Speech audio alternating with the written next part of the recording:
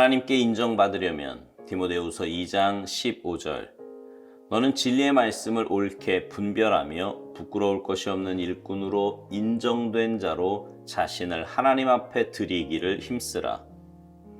당신이 믿는 것에 대해 분명하게 표현할 수 없으면 그럴 수 있을 때까지 노력하십시오.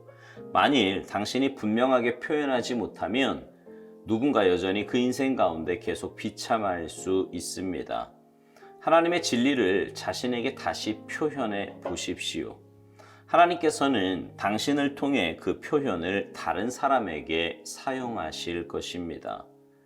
포도 열매가 으깨어지는 하나님의 고난의 잔을 받으십시오. 당신의 표현이 체험에서 나올 수 있도록 노력하십시오. 그리하면 그 표현이 다른 사람에게 큰 힘을 주는 귀한 포도주가 될 날이 올 것입니다. 그러나 게으름 가운데 내 스스로 나의 표현을 만드는 것이 귀찮다. 남들이 한 표현을 빌려야겠어 라고 말하면 이러한 표현은 당신에게도 아무 유익이 없을 뿐 아니라 남에게도 전혀 유익이 없습니다.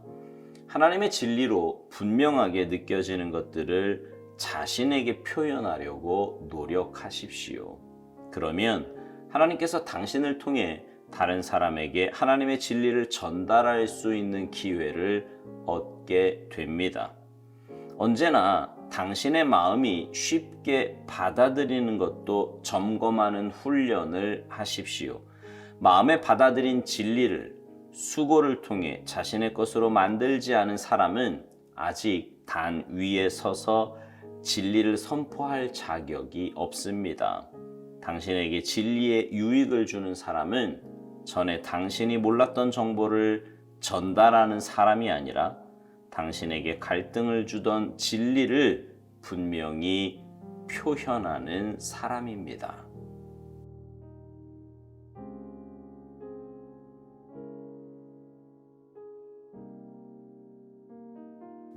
여러분은 평소에 주위에 있는 사람들에게 내가 예수 믿는 사람이다 라는 것을 나타내며 사십니까? 예를 들어 식사할 때 기도를 한다든지 회식 자리에서 나 예수 믿는 사람에게 술을 마실 수 없다고 이렇게 거절을 한다든지 혹은 주변에 있는 사람들에게 예수 믿는다는 것이 얼마나 좋은 것인지 얼마나 복된 일인지 이것을 말하며 사시느냐 말입니다. 사람은요 뭔가 좋은 것을 경험하고 나면 나누고 싶어 하는 것이 인지상정이에요. 그렇기에 자기가 만난 예수님, 그 예수님으로 인해 삶이 변화되고 어제 우리가 묵상 나눈 것처럼 세상이 줄 수도 알 수도 없는 그 평안함과 기쁨 가운데 사는 사람이라면 그 예수님을 소개하고 싶고 증거하고 싶을 것입니다. 물론 성격상 다른 사람에게 내 삶이나 상태를 잘 말하지 못하는 사람도 있을 거예요. 그러나 영적인 문제는 단순히 성격으로 치부하기에는 너무 귀중한 사명이 우리 믿는 자들에게 있다는 사실입니다. 오스왈드 목사님은요, 오늘 묵상을 시작하면서 이런 말을 합니다. 당신이 믿는 것에 대해 분명하게 표현할 수 없으면 그럴 수 있을 때까지 노력하라고요. 만일 당신이 분명하게 표현하지 못하면 누군가 여전히 그 인생 가운데 계속 비참할 수 있다고 말합니다. 무슨 말이냐면요, 내가 만난 예수님을 내 삶으로 입술로 표현할 때 준비된 영혼들이 나를 통해 예수님을 만나게 되고 주님 앞으로 나아오게 될 것입니다. 그런데 내가 내 믿음을 표현하지 못함으로 인해서 그 준비된 영혼이 구원받을 수 있는 기회를 놓치게 될 수 있는 거예요. 그러면 사탄의 종으로 계속해서 비참한 삶을 살 수밖에 없다는 거죠. 그런 말입니다.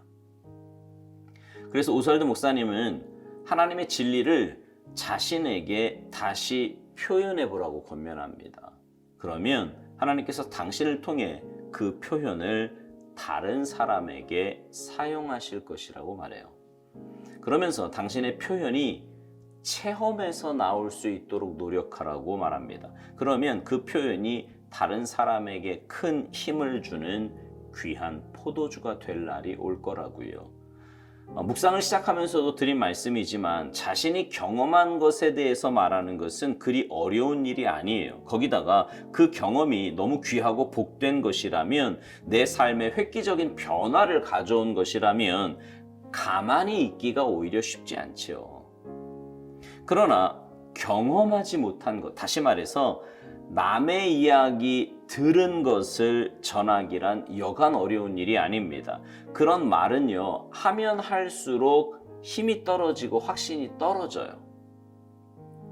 그래서 복음을 전할 때 가장 귀한 것 중에 하나가 바로 내가 만난 예수님을 전하는 것입니다.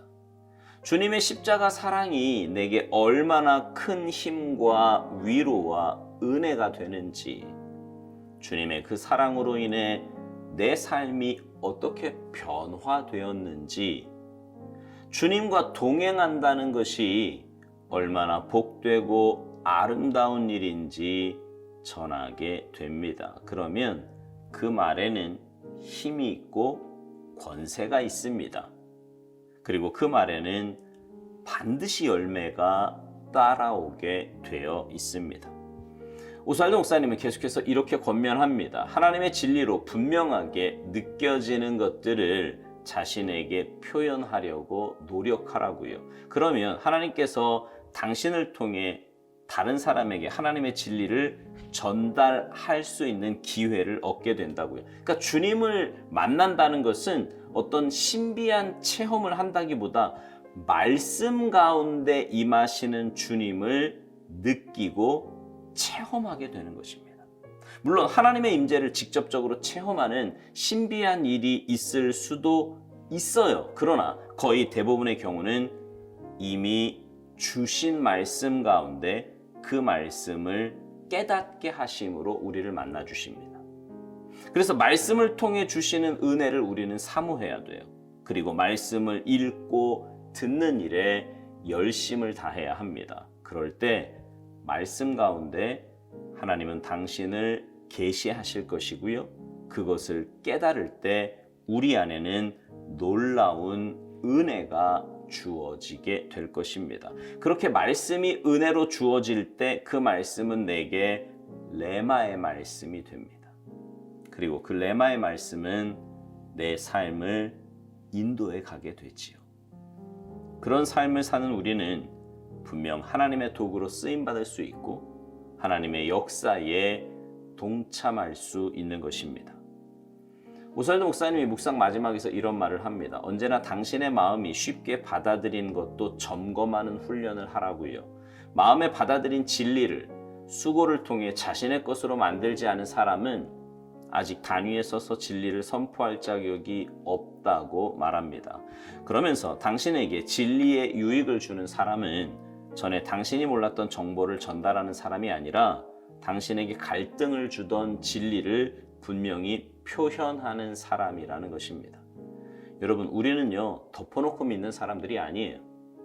사도행전에 나오는 베레아 사람들처럼 이 말씀이 그러한가 날마다 성경을 상고해야 합니다. 다시 말해 들려온 말씀이 하나님의 말씀으로 깨달아지도록 묵상하고 그것이 내 것이 되도록 연구해야 합니다. 그럴 때 그 말씀은 온전히 내 것이 되고 내 입술과 삶으로 살아낼 수 있는 레마의 말씀이 되는 것입니다.